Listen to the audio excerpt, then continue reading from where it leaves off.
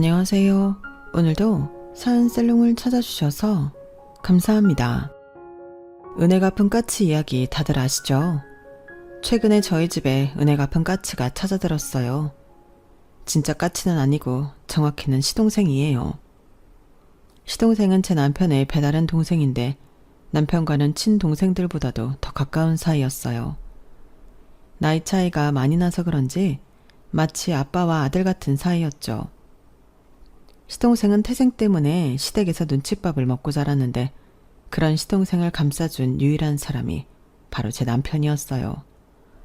사람들은 흔히들 머리 검은 짐승은 돌보는 게 아니다 라고 하지만 그건 어디까지나 제 시동생과는 거리가 먼 이야기 같아요. 남편이 세상을 떠난 지금까지도 시동생은 저와 제 딸의 든든한 바람막이가 되어주고 있거든요. 그럼 지금부터 우리 모녀에게 찾아온 은혜 갚은 까치 이야기를 들려드릴게요. 저는 7년 전에 남편과 사별했어요. 남편과 저는 같은 대학, 같은 과 선후배 사이로 남편이 군복무 이후 제가 다니던 학년으로 복학을 하면서 만났어요. 남편과 저는 학번 차이가 좀 났기 때문에 이전까지는 서로 이름도 들어본 적 없는 사이였어요. 그런데 저희 과 조교님이 과대인 제게 남편이 잘 적응하게 도와주라고 부탁을 하셔서 뒤늦게 알게 된 거였죠. 처음엔 조교와 남편 관계를 의심했었어요. 혹시 사귀는 사이가 아닐까 하고요. 그렇잖아요. 다른 복학생들을 제쳐주고 딱 집어 남편 반 잘 돌봐주라고 부탁했다는 게 말이에요. 그런데 가만 보니까 조교한테는 남자친구가 따로 있더라고요. 그때부터 조금 혼란스럽기 시작했어요. 뭐야? 설마 전 남친? 군대 간 사이 고무신 거꾸로 신는 게 미안해서 나보고 잘 봐달라고 부탁한 거 아니야? 여러 정황을 끼워 맞추어 본 끝에 내린 결론이 이거였어요. 생각이 여기까지 미치다 보니 괜히 조교가 괘씸하고 상대적으로 남편이 불쌍해 보이더라고요. 그래서 제가 생각해도 좀 과할 정도로 잘해줬어요. 그런데 이런 제 행동이 남편한테 오해를 불러일으켰던 모양이에요. 제가 자기를 좋아한다고 말이죠. 아니 무슨 그런 오해를 해요. 내가 선배를 왜 좋아해요? 난 그저 안 됐으니까. 암튼 좋아하고 그런 거 아니니까 오해하지 마세요. 뭐야? 그럼 좋아하지도 않으면서 나한테 왜 그렇게 잘해준 건데? 그리고 내가 뭐가 안 됐다는 거야? 처음부터 대놓고 말할 생각은 없었는데 남편이 하도 집요하게 파고드는 바람에 결국 남편과 조교가 어떤 사이인지 안다고 말해버렸어요. 그랬더니 그 얘기를 다 들은 남편이 헛웃음을 짓더라고요. 그리고는 미친놈처럼 웃어댔어요. 야, 너 시나리오 쓰냐? 무슨 말도 안 되는 스토리를 그렇게 만들어. 조교 누나는 내 과외 선생이야. 나 고2 때부터 영수 과외해준 과외 선생. 누나랑 나랑 나이 차이가 얼만데? 나 참 어이가 없어서. 제 오해에서 시작된 해프닝은 그렇게 어이없게 끝이 났고 그 후로도 남편은 저를 볼 때마다 문창가로 정가하라고 깐족대곤 했어요. 친하지만 만나면 견원지간처럼 으르렁대는 사이가 바로 남편과 저였어요. 같은 과 동기들은 이런 우리 두 사람을 톰과 제리라고 불렀는데 그 별명 탓인지 우리는 원하든 원치 않든 늘 붙어다니게 되었죠. 심지어 졸업을 앞두고 임용고시를 준비하면서 학원에서까지 만나게 됐으니까요. 오은영, 너 내 스토커냐? 교생 실습도 나랑 같은 학교로 오더니 하다 이번엔 임용고시 학원까지 따라와? 너 내가 그렇게 좋아? 좋으면 말만 해. 내가 눈 딱 감고 사귀어줄 테니까. 웃겨 진짜. 누가 누굴 따라가. 그 학교는 내가 먼저 찜해둔 데였거든? 그러는 선배야말로 나 쫓아온 거 아니야? 선배 사는 강남에도 학원 많은데 왜 강북까지 와서 이래? 난 그저 내가 사는 지역에 있는 학원에 등록했을 뿐이라고. 누가 누굴 따라왔다고 그래. 그리고 나에 대한 마음을 아직도 못 접은 모양인데 내가 넓은 아량으로 딴 건 다 줄 수 있는데 딱 하나 내 자신은 못 주겠거든. 선배한테 주기에 너무 아까워서 말야. 암튼 한 번만 더 사귀던 소리 해봐. 그땐 가만 안 둘 줄 알아.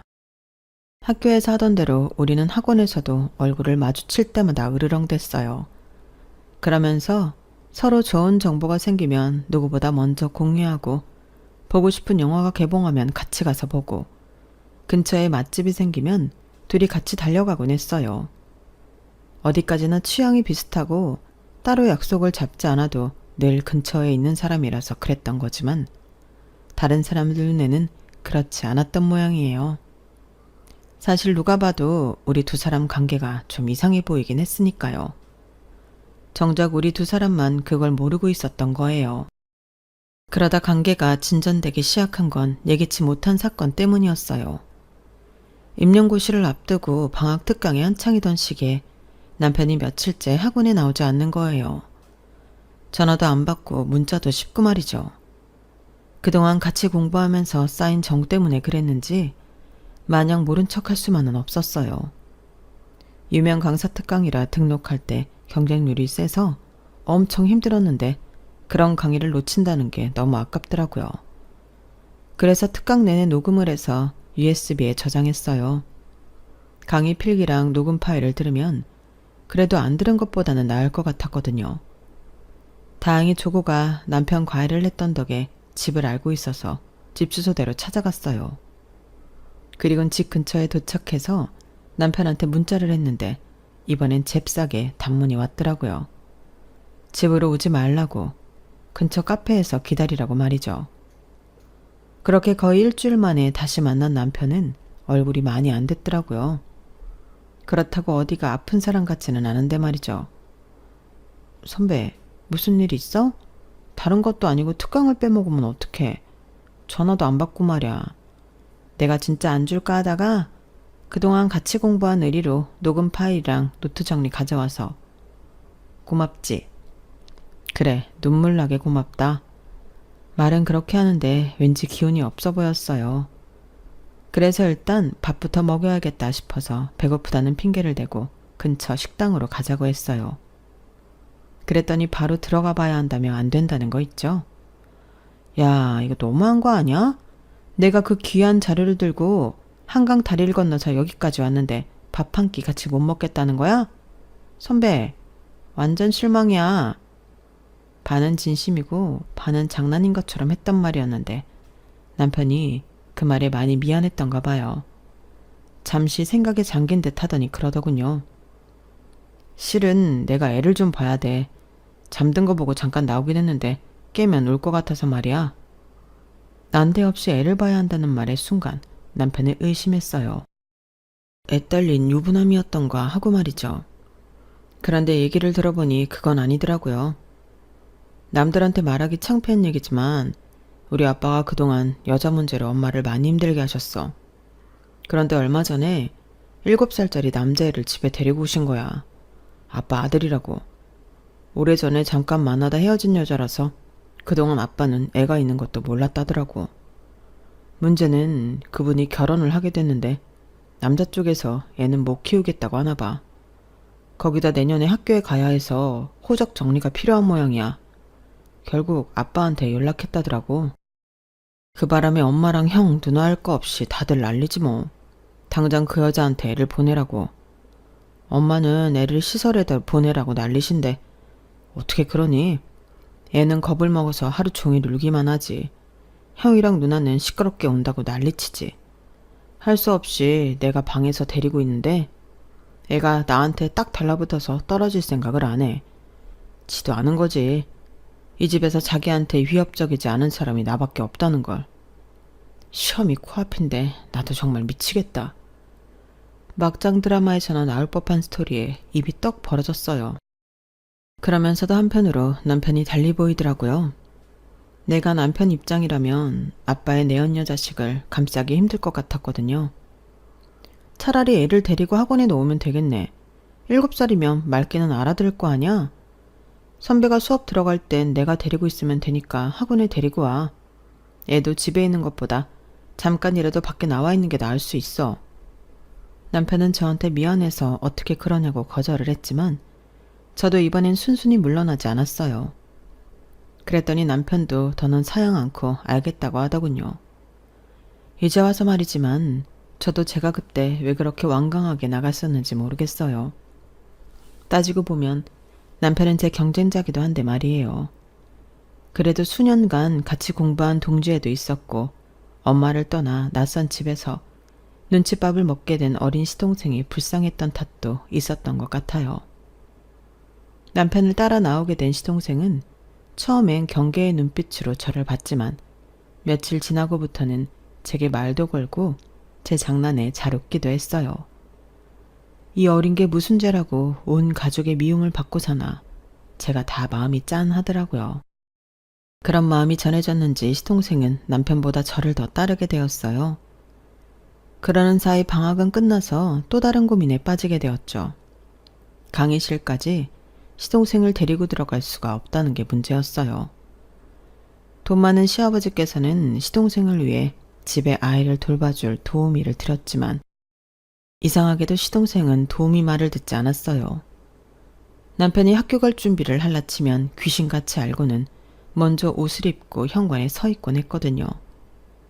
힘들게 동생을 떼어놓고 나왔다 싶으면 잠시 뒤 어김없이 형을 애타게 부르며 골목을 달려나오는 동생이 보이곤 했어요. 그러니 어떻게 동생을 떼어놓고 학교에 올 수 있겠어요. 처음 며칠은 할 수 없이 동생을 데리고 학교에 오긴 했지만 남편도 저도 듣는 강의가 같았기 때문에 애를 맡길 데가 없다는 게 문제였어요. 후배들한테 맡기는 것도 한두 번이지 매일 그럴 수는 없으니까요. 그래서 생각 끝에 시동생을 저희 학교 근처에 있는 어린이집에 보내기로 했어요. 원장님께 사정을 말씀드렸더니 다행히도 받아주셨거든요. 애초에 시댁 근처에 있는 유치원에 보냈으면 될 일이었지만 그건 시어머니께서 반대를 하셨어요. 동네 창피하게 밖에서 자식 나온 거 광고할 일 있냐시면서요. 어머님은 아이의 인생보다는 자신들의 체면이 더 중요한 분이셨어요. 거기다 아버님은 자신이 벌인 일에 대해 금전적인 지원 외에는 아무것도 하지 않는 분이셨고요. 아주버님과 시누이도 그런 부모를 똑같이 닮았지만 제 남편만큼은 달랐어요. 그래서 어린 시동생도 제 남편만 따랐던 거였죠. 애들이 사람을 더 잘 알아보니까요. 어머님의 반대에도 불구하고 아버님 호적에 올라간 어린 시동생은 다행히 이듬해 초등학교에 진학할 수 있었어요. 그리고 남편과 저는 임용고시에 최종 합격해 정식 교사가 되었어요. 대학 시절 내내 붙어 다녔던 우리는 발령받은 학교가 달라서 처음으로 떨어져 지내게 되었어요. 사실 우리가 사귀는 사이도 아니고 서로 죽고 못 사는 사이도 아니었기 때문에 남편과의 이별을 대수롭지 않게 생각했는데 막상 혼자 떨어져 지내보니 그게 아니더라고요. 학교 생활에 적응하느라 눈코 뜰 새 없이 바빴는데도 희한하게 남편이 생각나는 거예요. 특히 힘들 때는 더욱 그랬어요. 그렇다고 자존심 상하게 먼저 전화해서 보고 싶다고 할 수도 없고 안간 힘을 쓰며 버티고 있었는데 때마침 남편한테 전화가 왔더라고요. 그래서 받았더니 남편이 아니라 어린 시동생이더라고요. 보고 싶다고 우리 언제 보냐고 그러는데 순간 이거다 싶었어요. 시동생을 핑계로 남편을 만날 수 있으니까요. 그런데 저만 이런 생각을 한 게 아니었나 봐요. 막상 나가보니까 시동생도 남편도 저를 보고 싶어 했다는 걸 알 수 있었거든요. 서로 마음도 확인했겠다. 더 시간 끌 필요 있겠어요? 바로 사귀게 되었죠 뭐. 비록 학교는 달라도 초임 교사가 하는 일은 비슷했어요. 과목도 같은 수학이다 보니 수업 준비도 그렇고 시험 문제 출제를 할 때도 서로 도와가며 할 수 있어서 좋더라고요. 비록 월급이 많지는 않지만 그래도 방학 때도 월급이 나온다는 건 정말 좋더라고요. 방학 때는 어린 시동생을 데리고 셋이 국내외 여행도 다니곤 했어요. 전보다는 많이 나아지긴 했지만 여전히 시동생은 시댁 식구들을 어려워했거든요. 그래서 가능하면 우리가 데이트할 때 시동생을 데리고 다니곤 했죠. 2년 가까이 연애를 하던 우리는 그해 겨울에 결혼을 했어요. 방학 기간을 이용할 생각으로 일부러 그렇게 잡은 거였죠. 결혼 비수기라서 예식장도 쉽게 구할 수 있었고 눈치 안 보고 신혼여행을 길게 다녀올 수 있어서 최고의 선택이었다고 생각해요. 결혼하고 한동안은 우리 부부만 살았는데 얼마 지나지 않아 시동생을 데리고 살게 되었어요. 남편이 시댁을 나오자 시동생이 많이 힘들어했고 시어머니 구박도 더욱 심해졌었거든요. 보다 못한 제가 남편한테 시동생을 데리고 오자고 해서 어렵게 성사된 거였죠. 그런데 웃긴 게 뭔지 아세요? 막내 아들이 식구들한테 구박을 당하는데도 나 몰라라 하던 아버님이 저희가 시동생을 데리고 산다는 걸 끝까지 반대를 했었다는 거예요. 아빠가 없냐 엄마가 없냐? 왜 진우를 니네가 키워? 괜히 쓸데없는 소리 말고 니들은 니들 인생이나 살아. 사돈보기 창피하게 뭐하는 짓들이야? 아니, 그렇게 창피함을 아시는 분이 밖에서 자식을 낳아오고 집에 데려와서는 방관을 한답니까?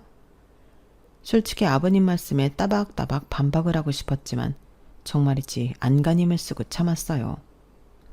그런데 어머님은 아버님과 생각이 달랐다는 게 문제였어요. 아유, 그래도 자식이라고 그렇게 끼고 살고 싶어요? 쟤 때문에 나랑 우리 애들이 가슴 찢어지는 건 생각 안 나냐고요. 셋째 내가 데려다 키우겠다는데 당신이 뭐라고 반대를 해요? 당신이 그럴 자격이 있어요? 애만 딸랑 만들어 놓으면 뭐 하냐고요. 사고는 당신이 치고 왜 그 뒤치다거리는 내가 해야 하냐고요. 긴 말 필요 없어요. 셋째 내가 키운다고 하니까 그렇게 하라고 하세요. 어머님 기세에 눌린 아버님은 마지못해 허락을 하셨고 그때부터 시동생은 저희 집에서 함께 살게 되었어요. 솔직히 시동생을 데리고 오겠다는 생각을 할 때만 해도 애를 키우는 게 이렇게 손이 많이 가는 줄은 몰랐어요. 신경 써야 할 게 한두 가지가 아니더라고요.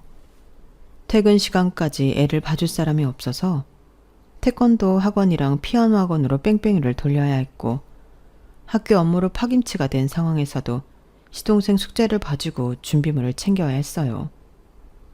시댁에서 양육비를 지원받고 있어서 금전적인 걱정은 없었지만 우리가 이 아이를 잘 키울 수 있을지 늘 고민되고 걱정이 앞서는 건 어쩔 수 없었어요. 우리 부부가 교사라고는 해도 아이 키우는 걱정은 일반 부모님들이랑 다를 바 없었거든요.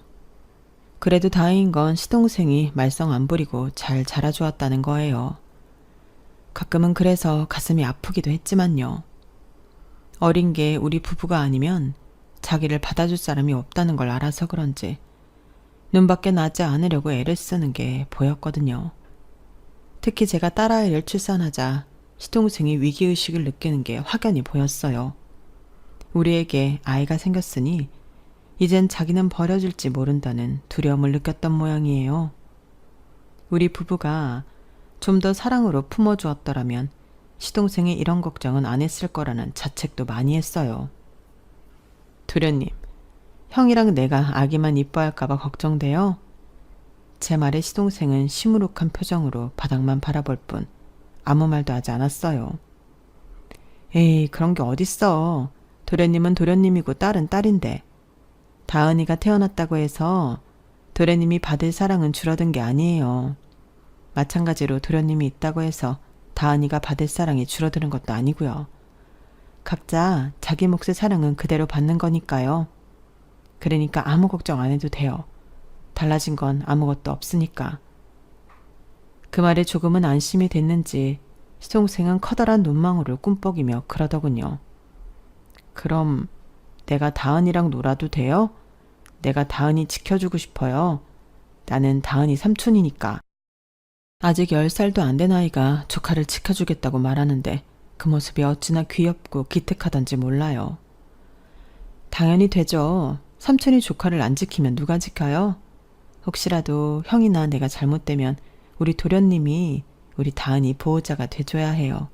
알았죠? 그 말에 어린 시동생은 마치 일생일대의 임무를 부여받은 장군처럼 진지한 표정으로 고개를 끄덕였어요. 그리고 자신이 했던 말을 지키기라도 하듯이 고사리 손으로 저희 딸을 얼마나 애지중지 돌봐주었는지 몰라요. 딸아이도 어린 삼촌을 잘 따랐기 때문에 주변에서는 사이 좋은 남매라고 생각했어요. 우리 집에서는 말도 잘하고 활달한 시동생이었지만 시댁에 갈 때면 마치 도살장에 끌려가는 소처럼 침울해하곤 했어요. 세월이 흘렀어도 여전히 어머님한테 시동생은 남편의 부정을 일깨워주는 증거였으니까요. 더불어 아주버님과 시노이한테는 먼 훗날 유산을 나눠 가져야 할 불청객일 뿐이었고요. 그렇게 시동생은 시간이 흘러도 좀처럼 시댁에 융화되지 못했어요. 그렇게 고등학생이 되었는데 느닷없이 시동생 친모가 찾아온 거예요. 주말이라 모처럼 늦잠을 자고 있었는데 시어머니께서 전화를 하셨더라고요. 시동생을 데리고 당장 본가로 오라고요.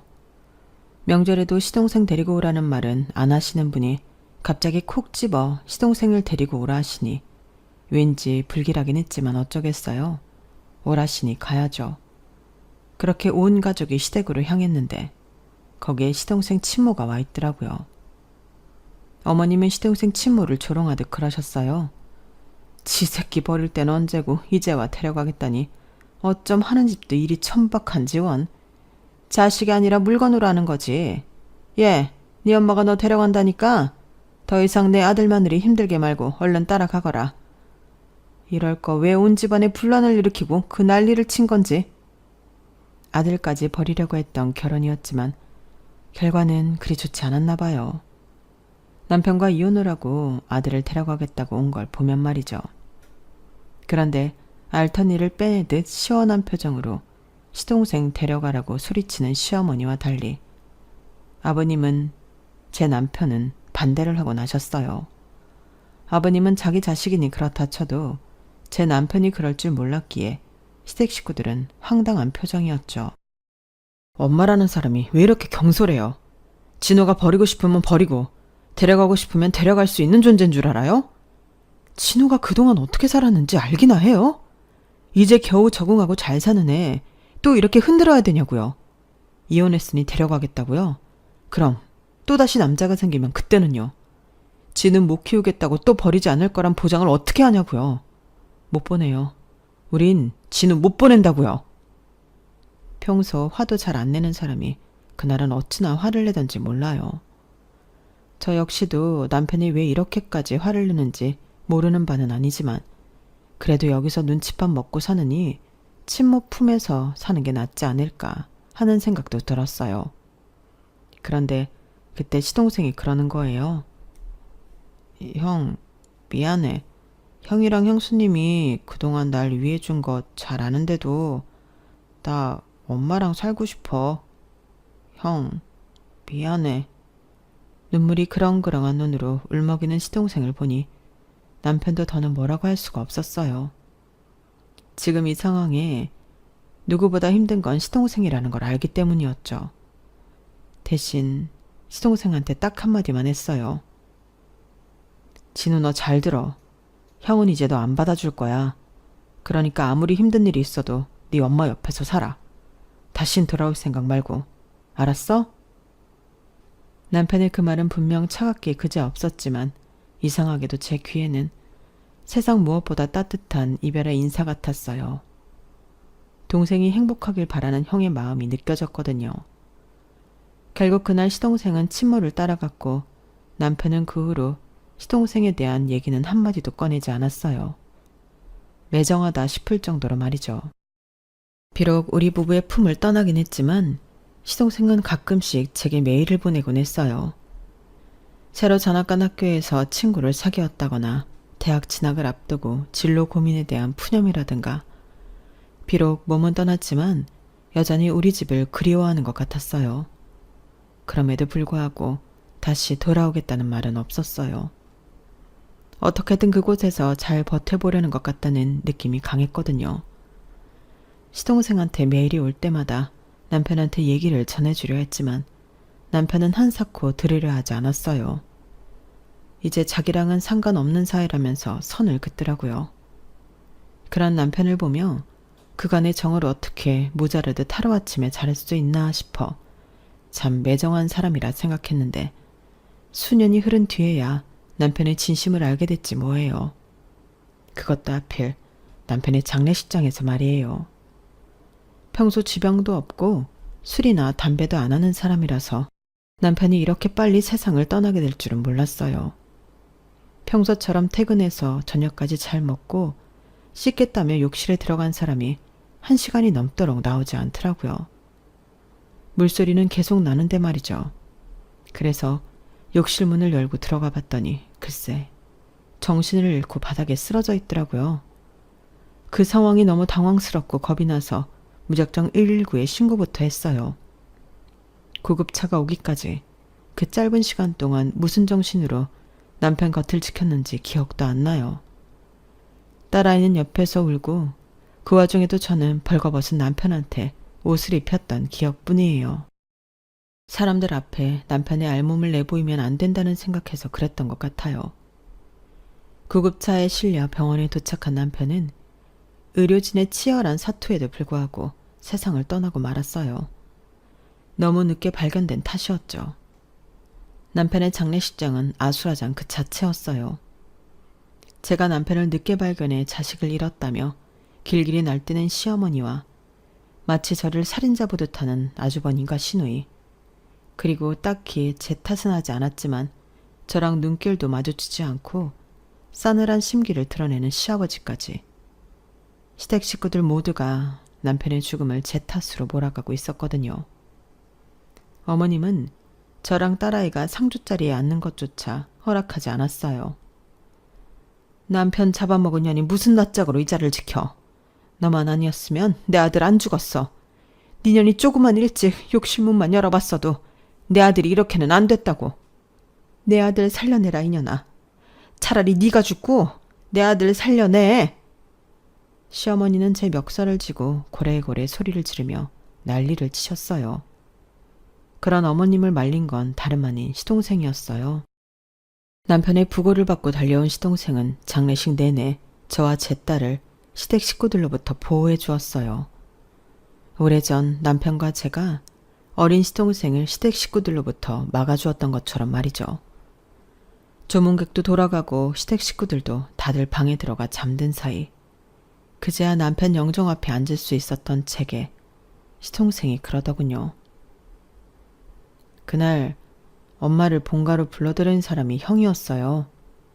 나중에 엄마가 그러는데 엄마가 이혼했다는 소식을 듣고 저랑 같이 살게 해주려고 형이 일부러 가족들 앞에서 화를 내면서 연기를 했다더라고요. 그래야 큰어머니가 더 저를 보내려고 안달을 할 거고, 그러면 아버지도 더는 저를 붙잡을 수 없을 테니까요. 대학교 입학식 때 형이 찾아왔었어요. 비록 먼 발치에서 바라보다 가셨지만요. 형수님, 제가 아직은 힘이 없지만 형 대신 형수님이랑 다은이는 제가 꼭 지켜드릴게요. 그날 시동생은 아직 30도 안 된 앳된 청년의 모습이었지만 그 누구보다 저를 안심시켜 주었어요. 그 후로도 시동생은 수시로 저희 집에 드나들며 집안 곳곳에 남자 손이 필요한 부분을 남편 대신 처리해 주었어요. 남편이 죽고 저희 집과 연을 끊은 시댁 식구들은 그런 사실을 몰랐겠지만요. 남편이 세상을 떠나고 6번째 기일을 지내는 사이 시동생은 결혼을 했어요. 동서는 저와 나이 차이는 많이 났지만 워낙 부침성이 있고 착해서 금세 친동생처럼 허물없이 지낼 수 있었어요. 처음에 시동생이 결혼할 사람이라고 집에 데려왔을 때 변호사라는 직업을 듣고는 콧대도 높고 자기 잘난 맛에 사는 사람이 아닐까 걱정했는데 막상 어울려보니 소탈하고 인간적인 사람이더라고요. 알고 보니 저소득층을 위해 무료 변호도 해주고 시설의 봉사활동도 정기적으로 하고 있더라고요. 변호사가 된 것도 가난한 사람들한테 힘이 돼주고 싶어였다고 하니 말 다 했죠. 실은 저희 아빠가 오래전에 누명을 쓴 적이 있어요. 다른 사람도 아니고 어릴 때부터 한 동네에서 나고 자란 친구인데요. 아빠는 친구와 함께 친구 부친이 하는 회사에서 일을 하셨었는데 아들 친구라는 명목하에 주말에도 집에 불러서 정원 관리부터 허드렛 일까지 다 시키셨어요. 친구 아버지기도 해서 불평 한 번 없이 다 해드렸는데 결국엔 뒤통수를 맞았지 뭐예요. 친구가 몰래 회사 돈을 빼돌리고 있는 걸 저희 아빠가 알게 됐는데 그걸 저희 아빠가 한 짓으로 둔갑시켜버리더라고요. 누명을 씌운 것도 모자라 변호사를 앞세워 소송까지 거는 바람에 아빠는 실형을 살게 되셨어요. 그때 저는 중학생이었는데 그걸 보면서 결심을 했죠. 내가 변호사가 돼서 억울한데 돈이 없어서 제대로 법정 싸움을 하지 못하는 사람들을 도와야겠다고요. 얘기를 듣고 나니 왜 시동생이 동서와의 결혼을 생각하게 됐는지 알 것도 같았어요. 시동생 부부는 나고 자란 환경은 달라도 어딘가 모르게 닮은 구석이 있었거든요. 그래서 저도 동서한테 금방 마음을 열게 됐는지도 모르겠네요. 남편이 세상을 떠나고 연락조차 없었던 시댁 식구들을 다시 보게 된 건 시동생 결혼식 때였어요. 시누이가 아버님을 모시고 결혼식장에 왔더라고요. 모시고 왔다고는 하지만 자세히 보면 감시하러 온 것 같았어요. 모르긴 해도 시어머니께서 보내신 거겠죠. 혼주석에 앉아있는 시동생의 치모와 아버님이 따로 대화라도 나누지 않을까 예의주시하는 모습이었어요. 결국 아버님은 별다른 대화도 하지 못한 채 식이 끝나자마자 시누이와 함께 돌아가셨어요.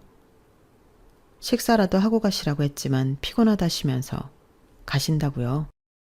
못 뵌 사이 많이 늙기도 하셨고 몸이 안 좋으신지 시누이 부축을 받아야 거동이 가능하신 것 같긴 했어요. 그날 아버님 몸 상태를 보고 걱정이 되긴 했는데 결국 그 모습이 마지막이 될 줄 누가 알았겠어요. 이듬해 가을이었는데 하루는 시동생이 갑자기 찾아왔더라고요. 아버님이 돌아가셨다면서 같이 장례식장에 가자고요. 솔직히 시댁 식구들이 저를 반길 리 없었기 때문에 선뜻 마음에 내키진 않았지만 그래도 시동생을 따라 나섰어요. 그리고 결과는 제 예상 그대로더군요.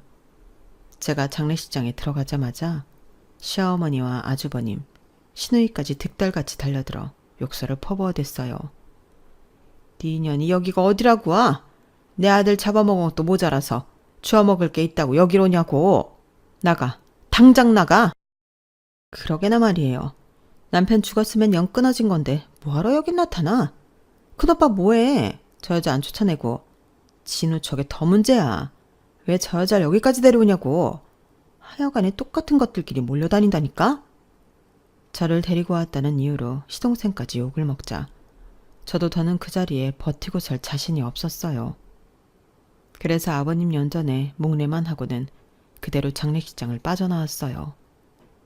그래도 한때 그 집 며느리로 살았던 사람인데 정말 너무하다는 생각이 들었어요. 내가 뭘 그렇게 잘못했다고 일어나 억울하기도 했고요. 그런데 몇 달이 지난 뒤 그 이유를 알게 됐지 뭐예요. 평생 안 보고 살 것 같았던 시어머니가 제게 전화를 했더라고요. 다짜고짜 화를 내시면서 말이죠. 네가 그날 장례식장에 찾아왔을 때부터 알아봤어야 했어. 얌전한 고양이가 부뚜막에 먼저 올라간다고 어떻게 돈 냄새는 기가 막히게 맡아서는 세상에 변호사까지 고용해 시애미한테 소송을 걸어? 그래 어디 한번 해봐. 나도 가만히 있진 않을 테니까. 어머님이 밑도 끝도 없이 제게 화를 내시는 통에 무슨 일이냐고 물어볼 수도 없었어요. 그래서 시동생한테 전화해봤더니 형수님한테 형 몫의 유산을 안 주려고 꼼수를 부리길래 제가 와이프한테 부탁해서 유산 상속 유류분 청구 소송을 제기했어요. 형수님이 마땅히 받으셔야 하는 거니까요. 솔직히 남편이 죽고 시댁과는 연락도 끊긴 처지였기 때문에 유산은 기대도 안 했는데 시동생이 알아서 일처리를 해주었더라고요. 얘기를 들어보니 시댁 식구들이 제 남편의 죽음을 제 탓으로 몰고 가 연을 끄는 것도 다 아버님이 돌아가실 때를 대비해 유산을 안 주려고 그랬던 거라고 하더군요. 그러니 10원짜리 동전 하나까지 다 받아내라고요. 솔직히 시동생 부부가 먼저 나서주지 않았다면 소송까지 벌일 생각은 못했을 거예요. 아직 소송 중이라 저희가 얼마나 받을 수 있는지는 모르겠지만 동서의 말에 따르면 금액이 상당할 거라고 했어요. 금액에 상관없이 이번 일로 시동생 부부한테는 너무 고마운 마음뿐이었어요. 요즘 세상에 누가 이런 일에 자기 일처럼 대신 나서주겠어요? 인간 세상에 은혜 갚은 가치가 있다면 바로 이런 모습이 아닐까 생각합니다. 물론 시댁에서는 머리 검은 짐승은 거두는 게 아니라며 시동생을 집에 들인 걸 후회하고 있을 테지만 말이에요. 정작 이를 키운 건 자식들 탓인데 말이죠. 시댁에서 저를 남편 잡아먹은 년으로 몰지 않았다면 굳이 소송까지 가지도 않았을 거고 남편 몫의 유산을 다 주지 않아도 뭐라고 하지 않았을 테니까요. 이래서 심보를 곱게 써야 한다고 하는 모양입니다. 생각지도 못했던 유산을 받게 되면서 시동생 내외한테 크게 한턱 쏴야겠어요. 동서한테 소송 비용도 후하게 쳐주고 말이죠. 오는 게 있으면 가는 것도 있어야 하니까요. 그게 아무리 가족간이라도 말이에요. 지금까지 제 사연을 들어주셔서 감사합니다. 저와 우리 가족의 앞길 응원해주세요. 여러분도 건강하시고 꽃길만 걸으시고요. 여러분, 사연 댓글에 응원과 현명한 조언 부탁드려요. 좋아요와 구독은 저에게 큰 힘이 됩니다. 오늘도 좋은 일 가득하세요.